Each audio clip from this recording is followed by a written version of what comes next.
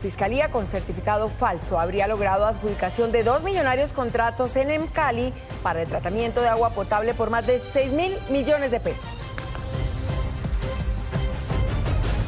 ¿Y hasta dónde estamos llegando? Niños que limpian vidrios en la vía Soacha-Bogotá atacan con cuchillos a conductor en medio de una discusión. ¡Tiene un cuchillo!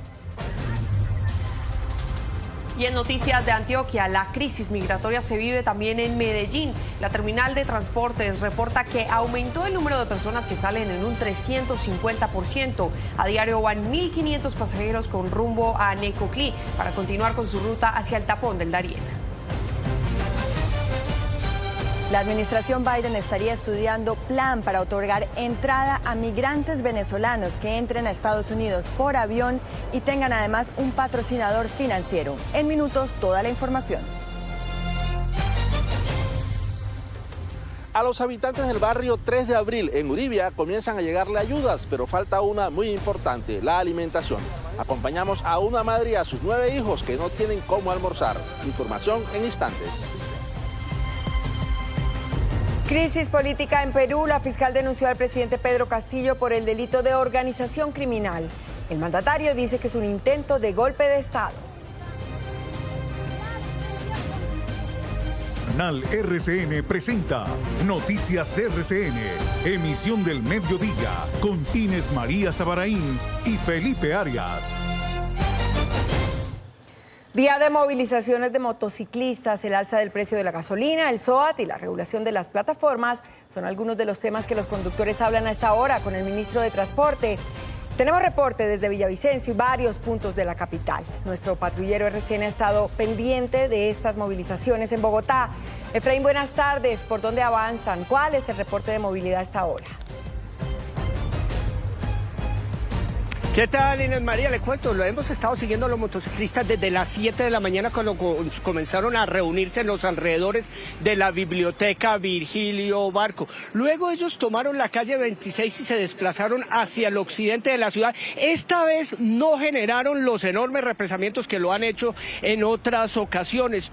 El recorrido es bastante corto desde la biblioteca Virgilio Barco hasta acá, hasta las afueras del Hotel Hampton, donde están reunidos en estos momentos con el ministro de Transporte. Los motociclistas decidieron posarse acá, estacionarse sobre la avenida paralela que del aeropuerto conduce hacia el centro de la ciudad. Tienen completamente bloqueada esta vía. La vía central, los carriles centrales sí están habilitados para que el tráfico pueda fluir en sentido occidente hacia el oriente. Los motociclistas van a estar acá, van a estar concentrados hasta que haya algunas respuestas del parte, pues por los resultados de la reunión con el ministro de Transporte. Como lo decía Inés María, el SOAT, los precios de la gasolina y la alta accidentalidad es lo que más les preocupa a este gremio.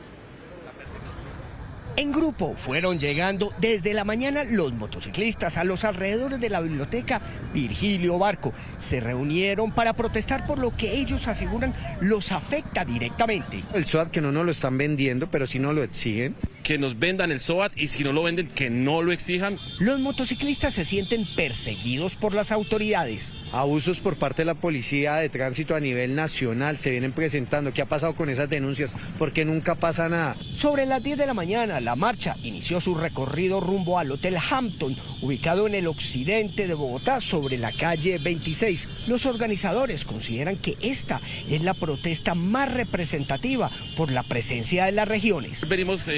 Nos reunimos aquí en Bogotá en una reunión sin precedentes. Los líderes de los diferentes departamentos y municipios, sedes capitales, Pereira, Bucaramanga, Villavicencio, nos reunimos para tocar las problemáticas que están perjudicando al gremio motero. Otros puntos que consideran fundamentales son la alta accidentalidad y el aumento en los precios de la gasolina. Pues también hay preocupación porque se calcula que más del 60% de los motociclistas no cuentan con el SOAT. Además, muchos de ellos dicen que no se los están vendiendo. Entonces, si no se los venden, ¿cómo se los están exigiendo? Esa pues es la situación aquí por parte de los motociclistas durante esta protesta, que hay que manifestar que ha sido muy organizada, tranquila, totalmente pacífica, pero que en estos momentos bloquea la calzada lenta de la calle 26 en sentido occidente hacia el oriente. Felipe. Claro, ahí vemos entonces la imagen, la panorámica, y estamos en diferentes puntos porque les decíamos que la jornada se replicó en otras ciudades donde los motociclistas también salieron a las calles. En Villavicencio, por ejemplo, cerca de 1000 personas participaron en esta manifestación. James Almanza tiene todos los detalles. James. Hola Felipe, televidentes, muy buenas tardes. Pues así es, tal y como usted lo decía, fueron cerca de 1000 moteros, 1000 motociclistas que salieron por las principales calles de la ciudad de Villavicencio en protesta, como lo decía nuestro compañero Efraín Arce, por el alza de la gasolina hace unos pocos días, además por lo que sería el incremento injustificado, según lo que dicen ellos, del SOAT, del seguro obligatorio, y por la persecución que dicen sentir por parte de las autoridades. Hablamos con los representantes de los motociclistas. Salimos masivamente, todos, porque no queremos SOAT caros, no queremos gasolina cara, no queremos persecución y no queremos que se acabe esta cultura bonita de rodar económicamente por Colombia con nuestras motos. Estamos en Bogotá a nivel nacional luchando todos porque las cosas salgan bien y el gobierno nos escuche. Sin duda, uno de los puntos centrales de la reunión entre el gobierno nacional y los motociclistas es el SOAT. El presidente Gustavo Petro señaló que no ha tomado ninguna decisión referente a las tarifas y no se tomará sin su consentimiento. Según Fasecolda, el seguro atraviesa una compleja crisis financiera. ¿Qué pasa a esta hora, Jason Vera? Inés María, a esta hora estamos desde el hotel en donde se sostiene esta reunión entre los líderes. Hace presencia el ministro de Transporte, la superintendente de Transporte, también el director de la Agencia Nacional de Seguridad Vial. Y bueno, este es uno de los temas clave por la crisis que atraviesan las aseguradoras, y lo que mencionan es que este seguro se ha dejado de vender en algunas partes que eran como otros lugares de fácil acceso. Sin embargo, las aseguradoras están obligadas a venderlo en sus plataformas digitales, por ejemplo por internet. Pero puntualmente el presidente Gustavo Petro mencionó que el gobierno nacional no ha tomado decisión alguna sobre la tarifa del SOAT y esta no se tomará sin el presidente. El ministro, por su parte, Guillermo Reyes, aquí en la reunión con el gremio, dijo que hay un compromiso no solamente con el sector de motociclistas, sino con otros gremios de transporte para revisar si es posible hacer una reducción. Justamente esto dijo en la reunión. Estamos revisando las tarifas porque el presidente se comprometió y va a cumplir que vamos no solo a revisarla para todos en general, sino para el sector de los motociclistas. Vamos a determinar el valor que se va a reducir el SOAT de manera que sea una forma de compensar el incremento del precio de la gasolina. Y mucha atención, el próximo mes inicia la disminución del precio de la energía en Colombia. 82 empresas firmaron en las últimas horas el pacto de justicia tarifaria. La disminución estará entre un 4 y un 8%.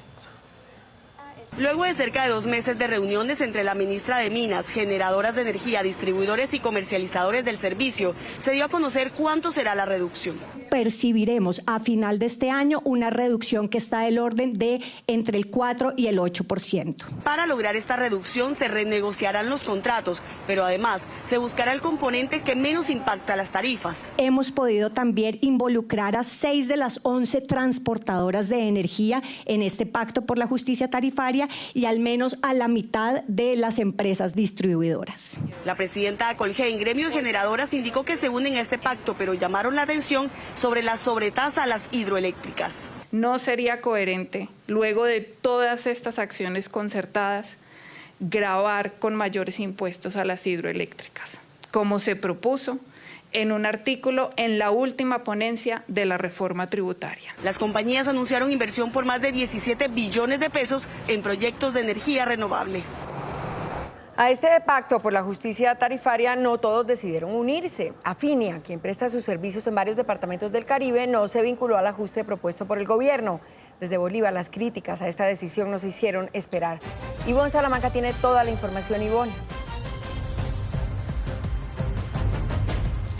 Inés María, buenas tardes. Pues mire, hicimos esta mañana un recorrido por varios sectores de Cartagena y puedo decirle que en diferentes estratos de la ciudad la indignación y el rechazo es exactamente el mismo, las quejas son exactamente las mismas. La gente dice que no puede ser posible que en Barranquilla, por ejemplo, se haya pensado en disminuir las tarifas, aunque sea de manera irrisoria, y en Cartagena no se haya pensado lo mismo. Aseguran que muchos cartageneros aquí, si tienen para pagar el servicio de energía, no tienen para comer, y eso los está condenando a morir de hambre.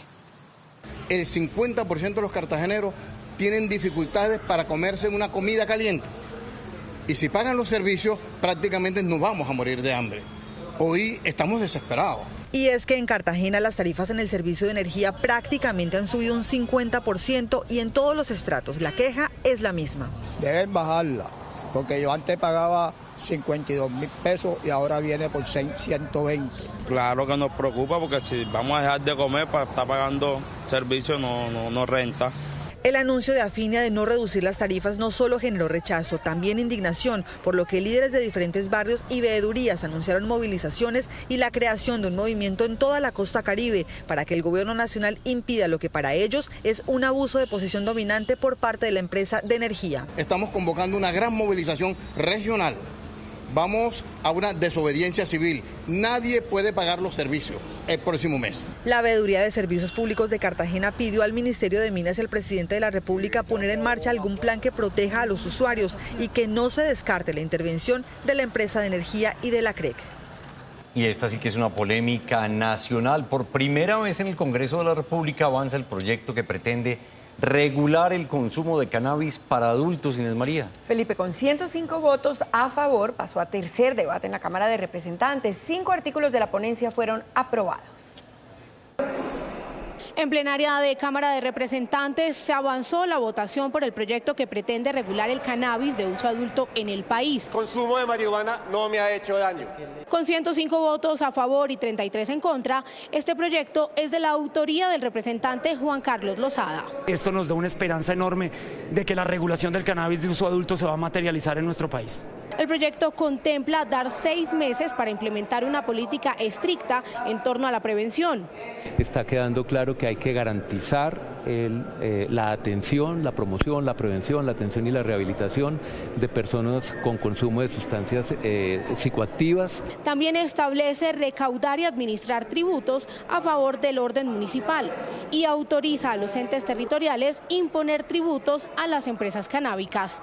Este proyecto cuenta con 2 debates de 8 y pasará ahora a Comisión Primera de Senado, donde se espera que la senadora María José Pizarro sea su ponente.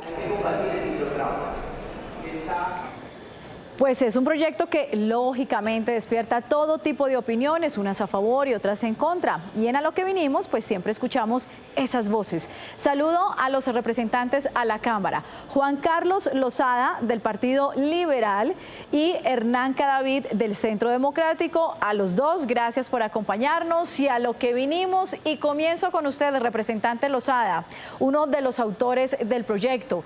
¿Por qué esta iniciativa debe ser aprobada? Bueno, el proyecto de regulación del cannabis de uso adulto trae múltiples beneficios para el país. Primero es la garantía de un derecho fundamental, que es el derecho al libre desarrollo de la personalidad. Por otra parte, por supuesto, es la garantía de la libertad de los individuos de nuestro país de decidir lo que a bien tengan en su vida privada cuando no afectan a otras personas. Y el cannabis de uso adulto es, si se quiere, un consumo que los colombianos tienen derecho desde el año de 1986. Representante Cadavid, quiero preguntarle ahora, usted está en contra de esa regulación del cannabis, ¿por qué? ¿Por qué no le gusta el proyecto? Joana, primero en específico, este proyecto no es integral, está hablando de la incorporación en la Constitución del consumo, pero no está hablando de la comercialización. Y ese es el gran problema que tiene hoy la sociedad colombiana, el factor dinamizador de las rentas ilícitas en Colombia, las ollas de vicio, el problema de orden público en las ciudades y en los municipios de Colombia se llama distribución y comercialización de sustancias ilícitas, dentro de ellas el cannabis. Y mientras eso no está resuelto, pues no se puede aprobar un proyecto en esos términos. Bueno, representante Lozada, ese punto es muy importante del que nos habla el doctor Cadavid. ¿Cómo es eso que todavía no está claro el tema de la venta, de la comercialización de la marihuana en ese proyecto? Bueno, se equivocan quienes creen que esto no va a tener ninguna regla. En el acto legislativo queda absolutamente claro que la distribución de cannabis en nuestro país se va a tener que hacer a través de un licenciamiento, y ese licenciamiento va a permitir que haya unos lugares donde se puede ir a adquirir de manera legal el cannabis y de esta manera quitarle justamente el negocio a esos jíbaras, a esos traquetos, en definitiva a los narcotraficantes de Colombia que comercializan de manera ilegal el cannabis de uso adulto. Esto va a traer unos beneficios grandes justamente para los niños y niñas, porque al poder cerrarle el paso al narcotráfico, al mercado ilegal, va a haber mayores restricciones, por supuesto mayores controles de quién puede acceder a estas sustancias. En los debates que vienen, ustedes como oposición, representante Cadavid, ¿qué buscarán corregir del texto? Lo que se trata de incorporar y de corregir, además en los debates que están faltando, es que si se aprueba el consumo libre, no puede ser en entornos escolares o en parques infantiles, que es lo que vemos que hoy está sucediendo. Esto no puede ser un absoluto, simplemente donde ellos piensen en sus derechos de libertad individual sin considerar los derechos a la salud pública de los terceros. Ese es un punto importante, representante Lozada. El consumo en el entorno de los menores, ¿cómo se va a controlar esto? Bueno, ese tipo de cosas obviamente siempre van a preocupar a los padres. Mire, es que nosotros no estamos promoviendo el consumo de cannabis. Nosotros no creemos que el cannabis sea una sustancia buena para la gente. Yo no lo pongo en esos términos. Claro que es una sustancia que tiene unos riesgos. Entonces es una absoluta hipocresía que haya sustancias de menor riesgo a las que tenemos reguladas, que no puedan tener ellas a su vez un mercado legal. Pues a los dos, muchas gracias por acompañarnos, a los representantes. Pues un tema de mucho debate, y aquí en Noticias RCN lo seguiremos dando. Felipe, Inés María, ustedes tienen más. Claro que sí, Joana. Y aquí en Noticias RCN consultamos a expertos médicos quienes alertan de las consecuencias a corto y a largo plazo que se derivan del consumo de la marihuana. Además, aseguran que el consumo de cannabis debe ser regulado por el gobierno sin emular la normatividad de otros países.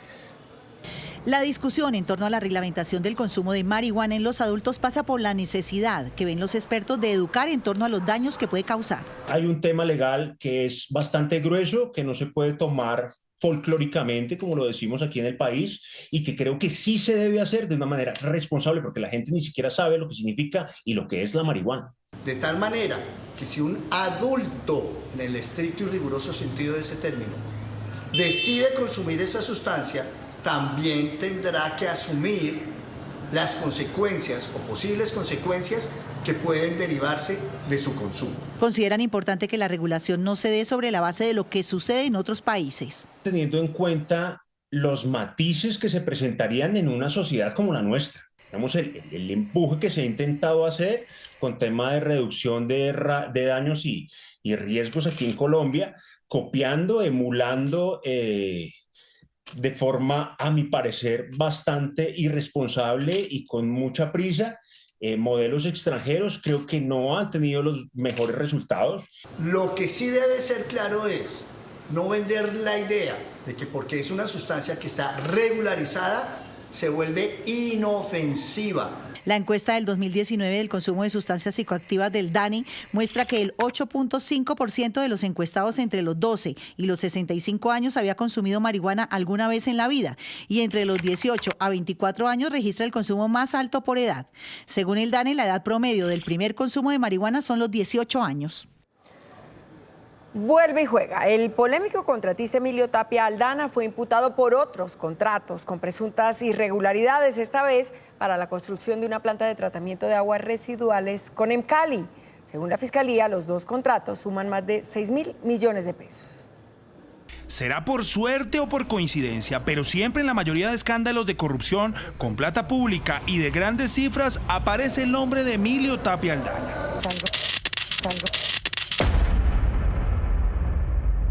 Ahora su nombre apareció clarito en una presunta falsificación de documentos para quedarse con 2 contratos de Emcali por un valor de 6.212 millones de pesos, es decir, con muchos ceros a la derecha. Los señores Emilio José Tapia Aldana falsificaron en la ciudad de Bogotá el documento privado denominado Certificado de Cupo de Crédito Aprobado con la presentación de la propuesta ante Emcali. Según la Fiscalía, que le imputó fraude procesal y falsedad en documento público, habría inducido Tapia al error a los funcionarios para quedarse con el contrato. Por medio del documento falso antes referenciado, indujeron en error al servidor público. Lo anterior con el fin de obtener acto administrativo que se materializó con la aceptación de la oferta. El contratista se declaró inocente de su responsabilidad, no aceptó los cargos. En compañía de otras 3 personas, habría gestionado la obtención de documentos con información falsa para participar en licitaciones ante las empresas municipales de Cali en el año 2021. Actualmente Tapia se encuentra recluido en la cárcel El Bosque en Barranquilla. Increíble. Bueno, Felipe, uno queda sin palabras al ver su informe de que nuevamente Emilio Tapia sale relacionado con contratos con supuesta corrupción, y lo peor de toda esta historia es que es dinero de todos los colombianos. ¿Qué otros procesos tiene a cuestas? Felipe, ¿qué tal? Muy buenas tardes. Pues es la pregunta que se hacen todos los colombianos. ¿Por qué siempre que hay algo de corrupción aparece el nombre de Emilio Tapia, pero sus deudas con la justicia van mucho más años atrás? Estamos hablando desde el año 2008. El carrusel de contratos de Bogotá, que ustedes lo vieron y todos lo padecieron con la fase 3 de Transmilenio, pues fue condenado a 17 años, pero milagrosamente el tribunal le redujo la condena a 7 años. Igualmente tiene un proceso por lavado de activos desde el año 2014, donde la Fiscalía busca determinar cuál es el origen de los bienes que tiene a su nombre. Pero lo más reciente, y que los trae hoy con Emcali, es lo de Centros Poblados, una garantía bancaria falsa donde se perdieron al parecer 70.000 millones de pesos de un anticipo para construir y llevarle internet a todos los jóvenes de los lugares más apartados del país. Y finalmente, el que veíamos, Emcali, más de 6.000 millones de pesos, y curiosamente con lo mismo: una garantía falsa y piruetas para evadir la justicia. Actualmente los procesos siguen en curso y está en proceso de colaboración por si da o no información. Eso es todo por ahora. Inés María, siga usted con más noticias. Y mire, Felipe, en la agenda legislativa de la Comisión Cuarta de Senado estaba programado para hoy un debate sobre la situación de Emcali. Sin embargo, fue aplazado. Y es que no hay agenda en el Congreso para hoy, ni para mañana, ni para el viernes. ¿Se tomaron entonces parte de la semana de receso, Catherine? Pues Inés María, esa es la pregunta que nos hemos hecho aquí en el Congreso de la República. Recorrimos los pasillos, las comisiones, las plenarias y todo está cerrado. Fuimos incluso hasta la Comisión Cuarta de Senado, donde estaba citado este debate de control político de Emcali. Estaba cerrado y lo que nos dicen es que lo aplazaron porque supuestamente hoy iba a haber plenaria. Pero lo cierto es que las agendas solo llegaron hasta martes 11 de octubre, es decir, no había nada programado para el resto de la semana. Así lucen hoy miércoles los pasillos del Congreso. Y es que si bien en el país se implementó la semana de receso para establecimientos educativos, parece que en el Congreso también se incluyeron esos días. Pero, ¿qué debería estar pasando un día como hoy? Por ejemplo, aquí en la Comisión Cuarta de Senado se debería estar llevando a cabo el debate de control político a la empresa Emcali, esto ante las denuncias de corrupción. Estaban citados, entre otras, el alcalde de Cali, Jorge Iván Ospina, y la ministra de Minas, Irene Vélez. Sin embargo, este también fue aplazado. Pero, ¿qué más debería estar en agenda? Aparte del debate de control político en Emcali, se debería estar discutiendo la prohibición de peleas de gallos y la tauromaquia. También se debería estar discutiendo el código electoral. Además, se debería estar citando a plenaria para discutir reforma tributaria y, curiosamente, se debería estar dando el debate de la reducción de vacaciones de los congresistas. Si bien las secretarías de Senado o Cámara no han anunciado oficialmente un receso, llama la atención que en las agendas de esta semana solo hubo actividades programadas hasta el martes 11 de octubre. Lo que pasa en Soacha nos preocupa y mucho. Miren ustedes, en las últimas horas, menores limpiavidrios amenazaron y atacaron a un ciudadano aparentemente con un cuchillo. Las autoridades buscan a los niños y a sus padres. Que no se meta, que no, que mire, dígale que no se ponga a chuzar. La situación se da en un semáforo del sector Ducales en Soacha. Uno de los niños intimida con un limpiavidrios al conductor de un carro particular. Sin embargo, es uno de sus acompañantes el que empuña un cuchillo y hace varios intentos por herirlo. ¡Ojo con el cuchillo, ojo con el cuchillo, ojo!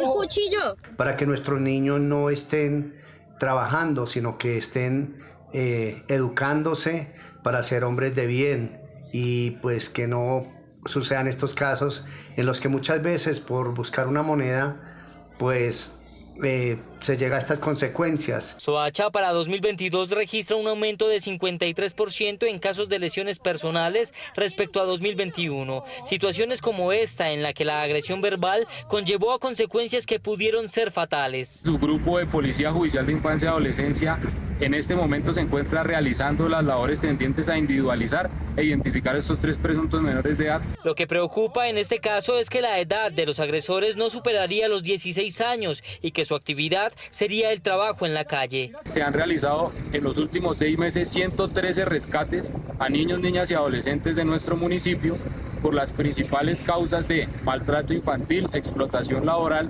y violencia sexual. Policía de Infancia y Adolescencia investiga el caso, mientras el Ministerio de Trabajo indica que cerca de 500.000 niños están en riesgo en Colombia de caer en trabajo infantil. Y crece el drama de migrantes en Necoclí. Las autoridades señalan que a la crítica situación humanitaria se suma la presencia de grupos armados ilegales. Presidente María, el Clan del Golfo controlaría el paso de migrantes desde Urabá hasta Panamá. Ciudadanos venezolanos y africanos son quienes más intentan cruzar de manera ilegal. $150 deben pagar en promedio a los criminales por esta peligrosa travesía. El paso por el Darién, la selva más peligrosa del mundo, estaría bajo el control de grupos armados ilegales. La policía ha identificado las rutas más usadas por los migrantes indocumentados para llegar a Estados Unidos.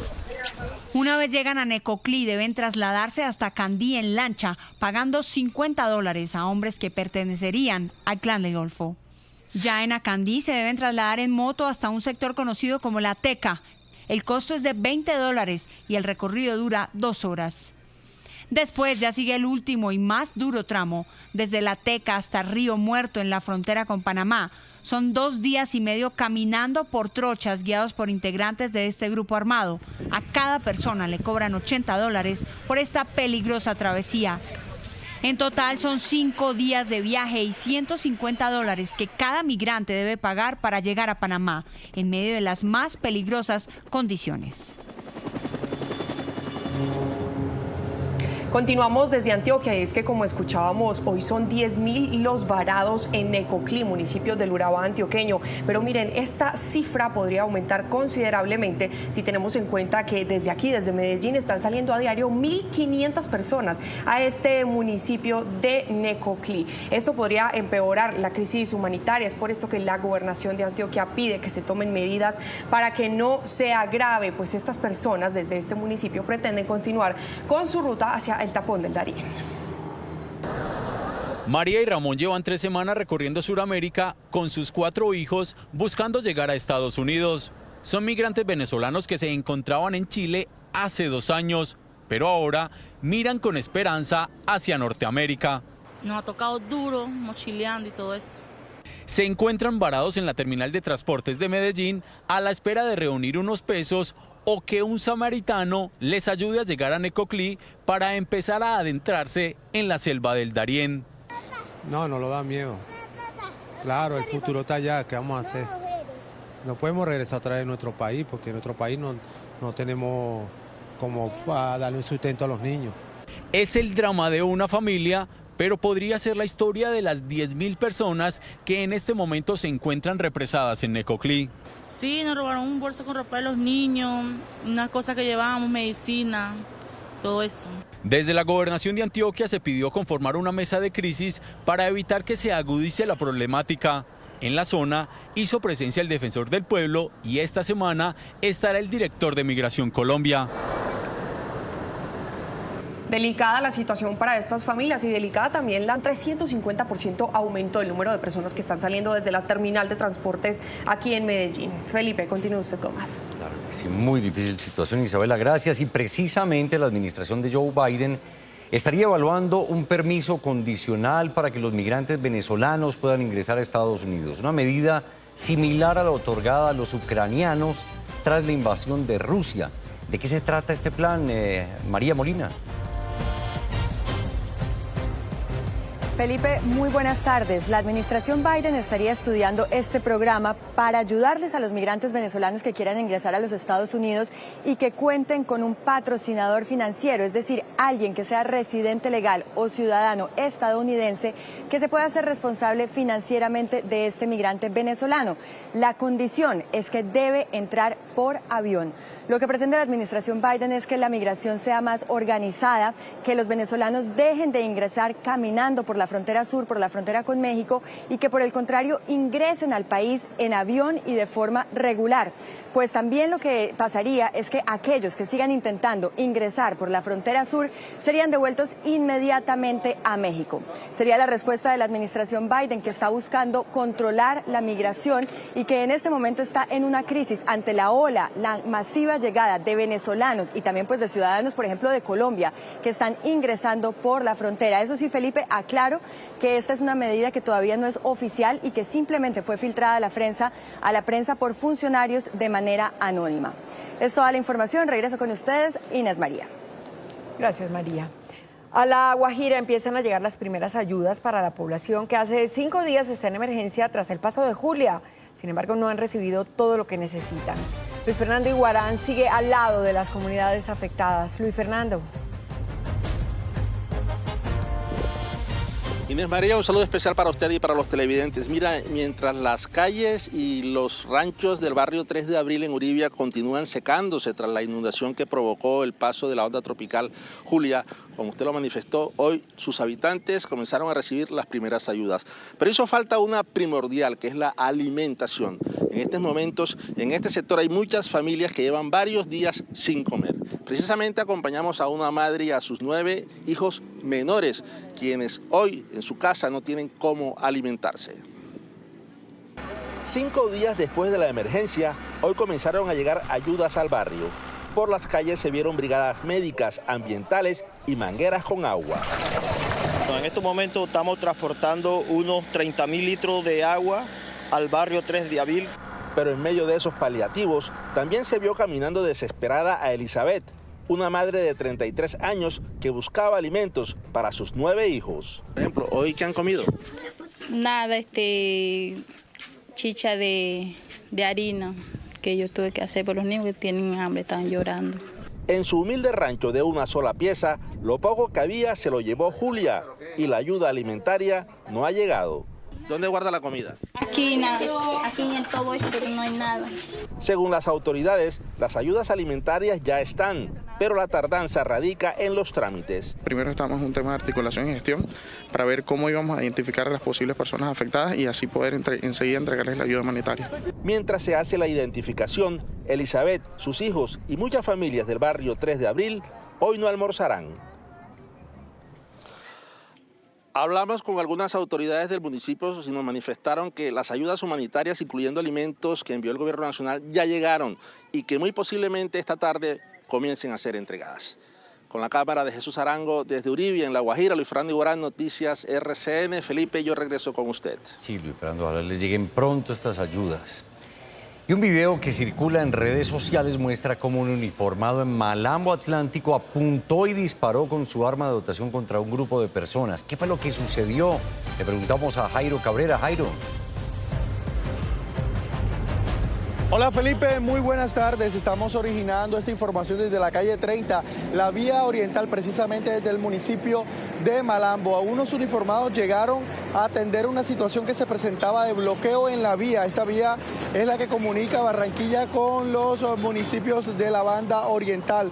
Se presentó una discusión y posteriormente uno de los uniformados sacó su arma, apuntó a la multitud y no conforme con eso también disparó. Ya la policía inició una indagación en lo disciplinario, pero también en lo penal militar. Los uniformados llegaron al barrio El Morrito de Malambo a atender el bloqueo en la vía oriental, pero en medio del procedimiento se desató una acalorada discusión y luego uno de los policías sacó su arma de dotación, apuntó a la comunidad y disparó varias veces. De hecho, nosotros encontramos 60 casquetes de bala entre táseres, los casquetes de los táseres y las balas que ellos pues arremetieron contra la comunidad. En la vía oriental reinaba el caos. El uniformado seguía disparando y la gente respondía con piedras. La policía anunció una investigación. La Policía Nacional de manera inmediata inicia una indagación previa de oficio en la parte disciplinaria y una indagación preliminar de oficio en la parte penal militar. Esto con el fin de investigar lo sucedido. 5 personas resultaron lesionadas. Los videos están en poder de las autoridades y serán analizados dentro de la investigación. En Noticias RCN hablamos con una de las colombianas que resultó gravemente herida tras el volcamiento de un bus de turistas en Punta Cana. Según los primeros informes, el conductor perdió el control del vehículo cuando se dirigían a Isla Saona. 4 personas murieron. Un aparatoso accidente se registró en Punta Cana, República Dominicana. Más de 50 personas involucradas, entre ellas 7 colombianos. El saldo, 3 argentinos y una peruana perdieron la vida. Aquí el testimonio del horror. Nosotras nos subimos al bus. Digamos que el puesto en el que nos sentamos fue como la 4ª fila más o menos de adelante hacia atrás, al lado derecho. Y apenas habían pasado como 5 minutos después de subirnos al bus cuando tuvimos el accidente.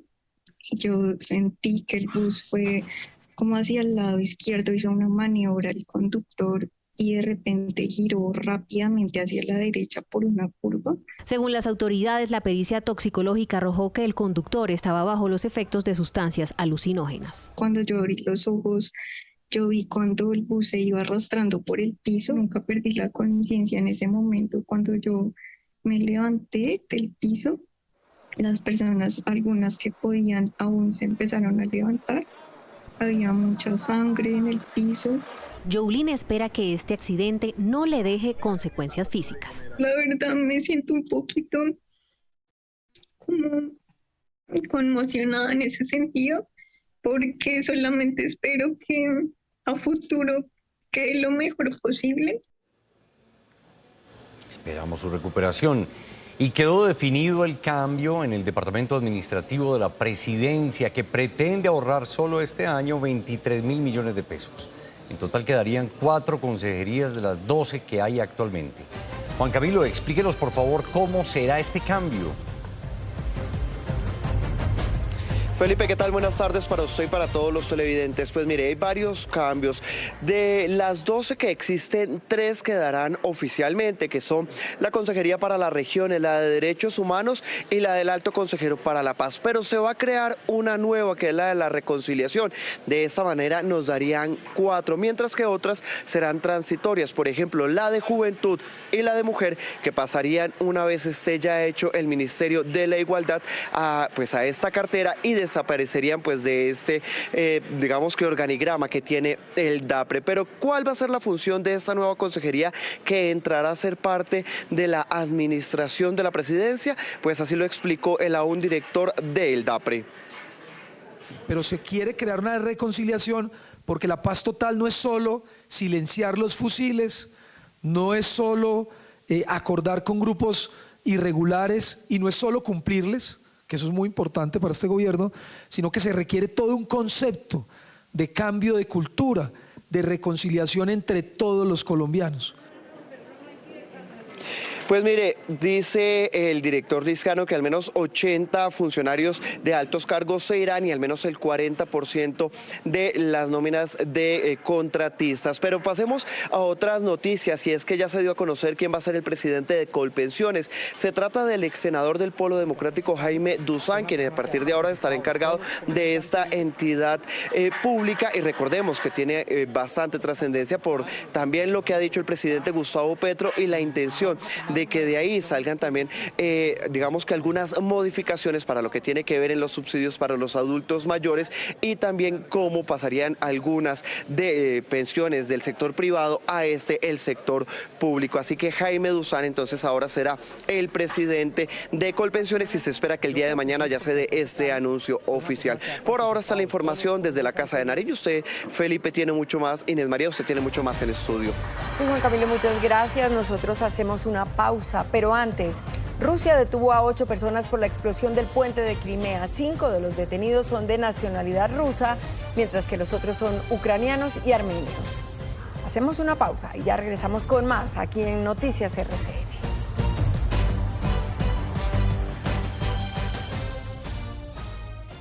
Noticias RCN más cerca de los comerciantes y tenderos de Colombia. Este 13 y 14 de octubre estaremos oyendo sus preocupaciones, hablando de sus metas y conectando a quienes son el motor de la economía. Cubrimiento especial desde Cartagena al Congreso Nacional de Comerciantes Nexos 2022. Estamos viendo Noticias RCN. Gracias por continuar con nosotros. El presidente Gustavo Petro es esperado a esta hora en Cauca, donde se reunirá con la población indígena en Caldono y Santander de Quilichao. Pendiente de la agenda presidencial está Carlos Andrés Gómez. Carlos.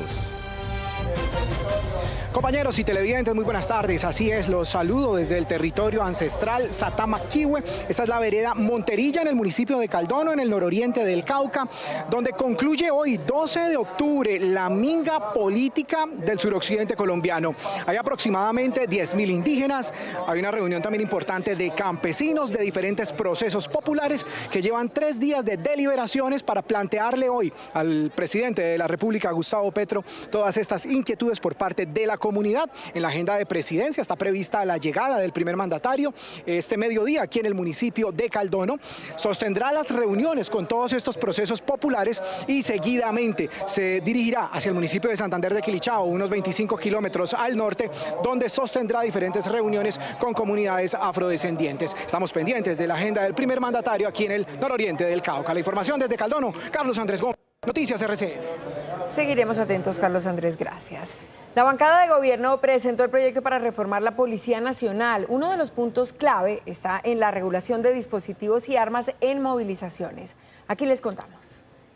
Al Congreso llegó un proyecto que busca reformar la policía y tiene un objetivo principal. Lo novedoso en esto es que estamos mandando mensajes de reconciliación a la fuerza pública. Concertar, avanzar en los cambios institucionales que sean necesarios. Por supuesto, este tipo de proyectos generan una discusión nacional, en la que también invitamos a los diferentes sectores a participar. El uso de armas y dispositivos en las manifestaciones tendrían regulación, como la escopeta calibre 12, el porte de armas de fuego, dispositivos electrónicos. No es que la policía quede en un estado de indefensión tampoco, sino que tienen que haber unos protocolos muchísimo más rígidos. Proponen democratizar el acceso a la carrera oficial en la Policía Nacional, removiendo barreras económicas que obstaculicen el ingreso y permanencia en los programas de educación. Patrulleros, oficiales puedan ascender en la carrera militar y se crea una figura, esta figura es muy importante, que es la figura del Comisionado Nacional de Policía, que va a supervisar internamente el funcionamiento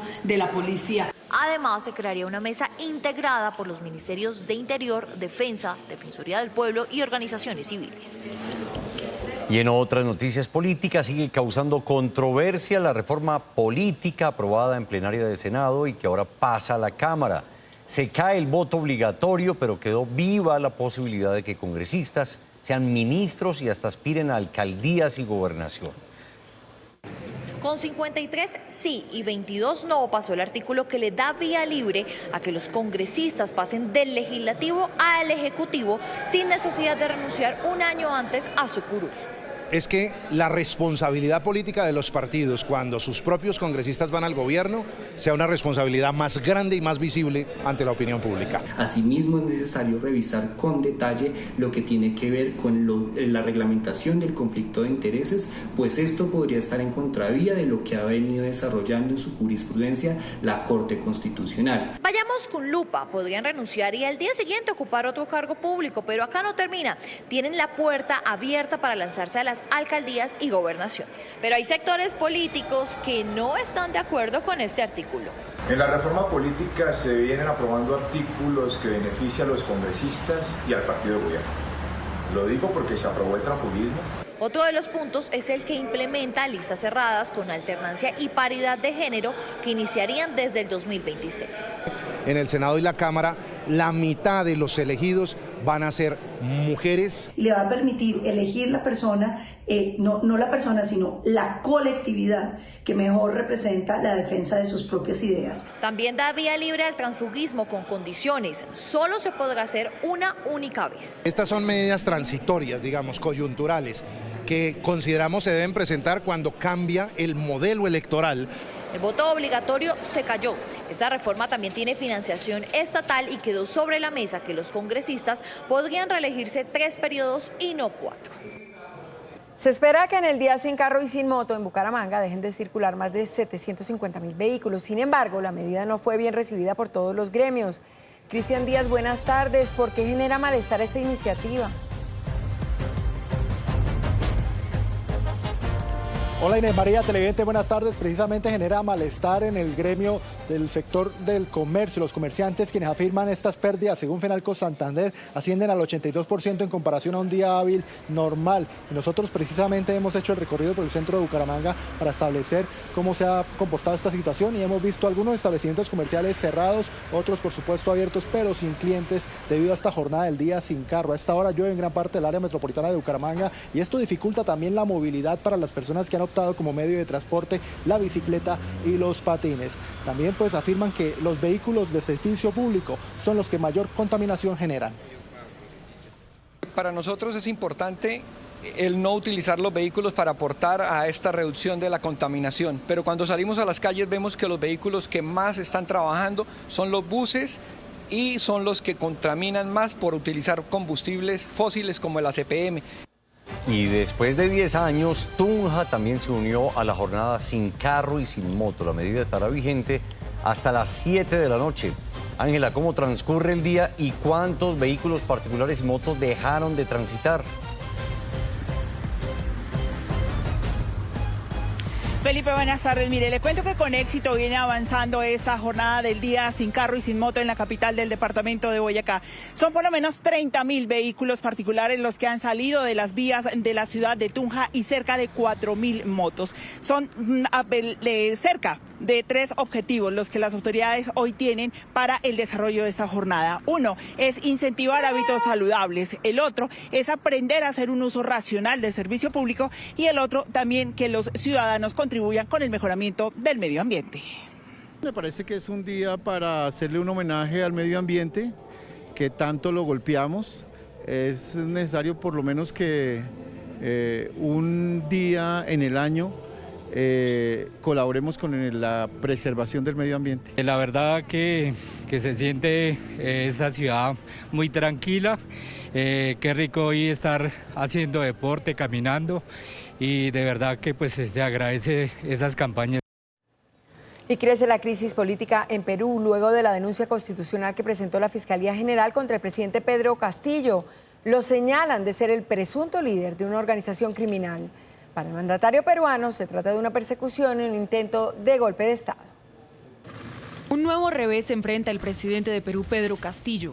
Hemos hallado muy graves y reveladores indicios de la existencia de una presunta organización criminal enquistada en el gobierno.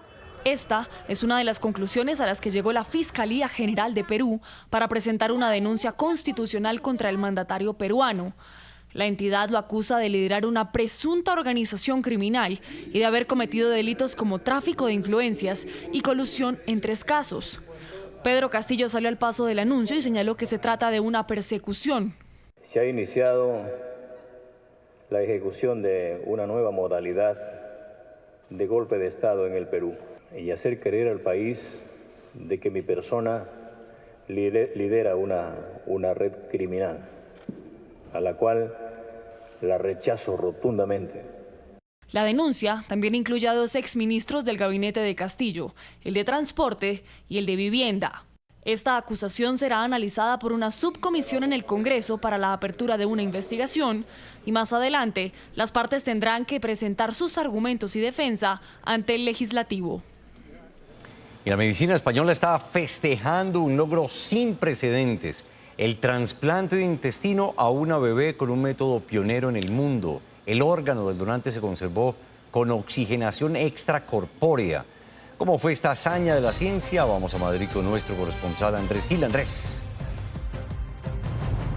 Hola, muy buenas tardes. Los testimonios que hemos conocido de los padres de familia y también de los médicos, de los científicos del Hospital de la Paz aquí en Madrid son verdaderamente satisfactorios. Lo que han hecho es una hazaña científica, los médicos de esta institución pública en la capital española. Luego de años de investigación y del trabajo de los equipos de gastroenterología infantil, de pediatría, de cardiología, de cirugía, de trasplantes, lograron trasplantar el intestino a una niña que en ese momento tenía 13 meses de edad. Emma se llama ella, y el intestino era procedente de un paciente que estaba en parada cardiorrespiratoria, otro niño cuya familia decidió donar los órganos. Es un procedimiento único, pionero en el mundo, que resultó exitoso. Emma y su familia sienten que volvieron a vivir.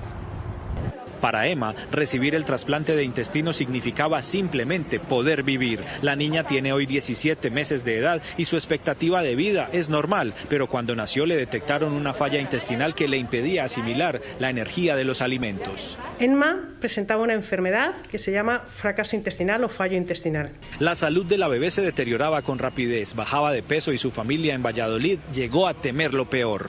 Al principio es una situación que desorienta completamente, les deja en shock. Pero el nuevo aliento de vida llegó para Emma de la mano de los médicos y científicos del Hospital de la Paz en la Comunidad de Madrid. Luego de 3 años de investigación, le realizaron un procedimiento pionero, el primer trasplante de intestino con donante en parada cardiorrespiratoria. Poner una máquina de ECMO, o sea, una máquina que permite pasar sangre oxigenada por el cuerpo, y lo colocamos solo en los órganos, digamos, que iban a ser recuperados para trasplante. Un reto superado para el equipo científico.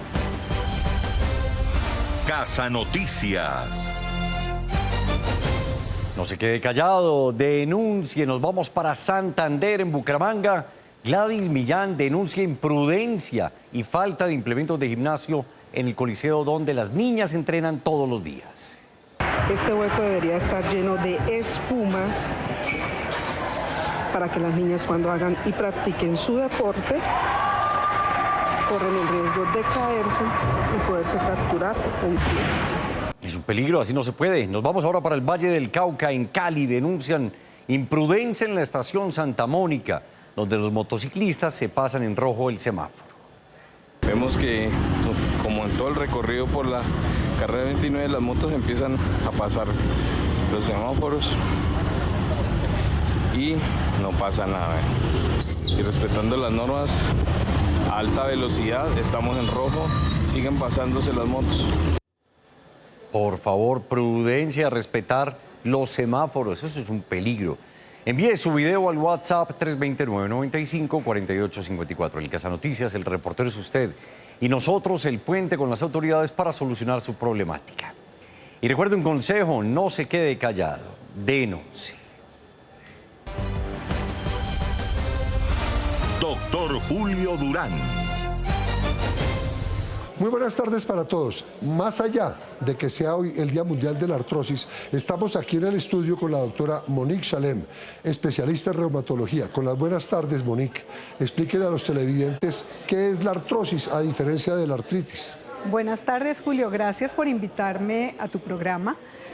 La artrosis es la patología articular o la enfermedad articular más frecuente. Es muy diferente de la artritis, puesto que afecta al cartílago de las articulaciones.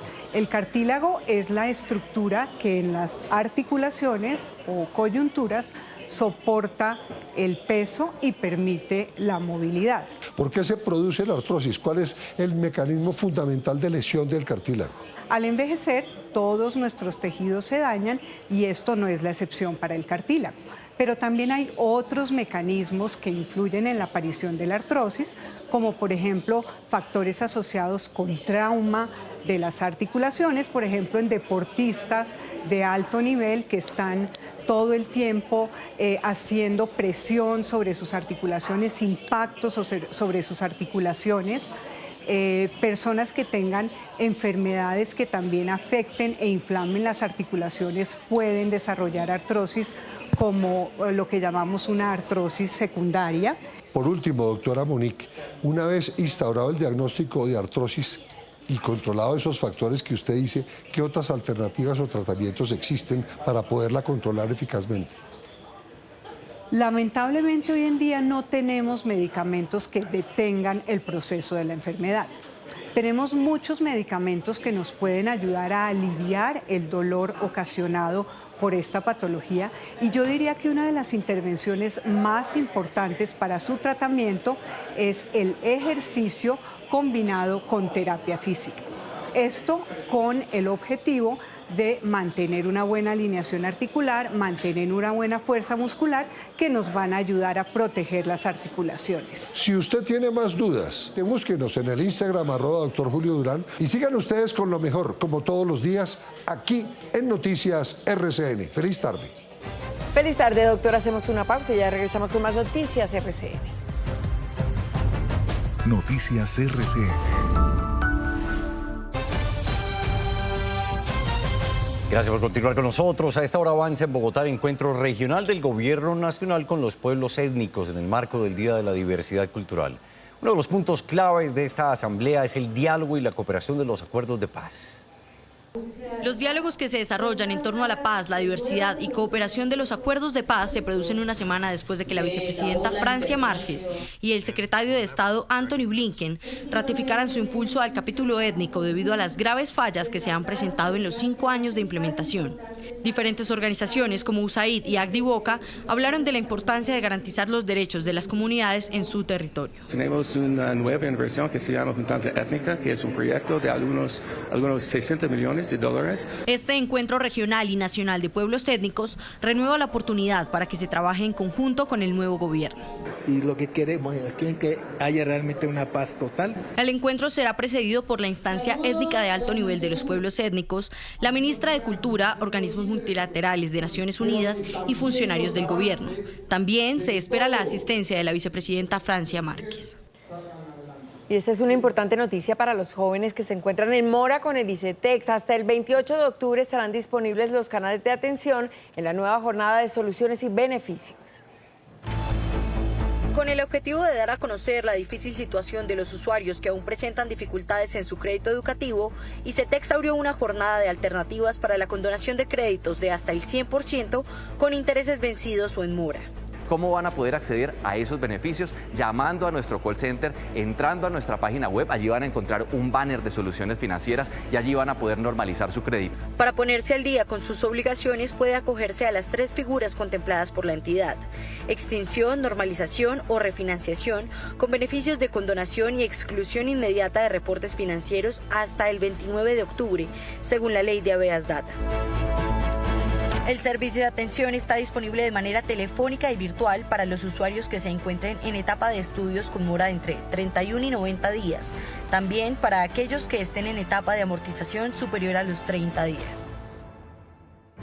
Con la Universidad Santo Tomás lleva tus habilidades al siguiente nivel. Inscríbete sin costo y fórmate con los mejores. Al encontrarse con un vendedor informal tendido sobre el asfalto que lloraba por las pocas ventas que había realizado ese día, Camilo García, un influencer barranquillero, entendió que con sus redes sociales no solo tiene una gran visibilidad, sino la oportunidad de ayudar a los demás. A continuación les presentamos un pequeño avance del reportaje Cambiando Vidas, una alianza entre Noticias RCN y Mañana Express. Al navegar en este inmenso mar, el contenido de un influencer colombiano capturó mi atención. Hora y media después llegamos a Usme. Eran las historias de Camilo García Caballero, un joven de 26 años que tiene más de 400.000 seguidores en Instagram, que lo conocen como el Camus. No sabe cocinar.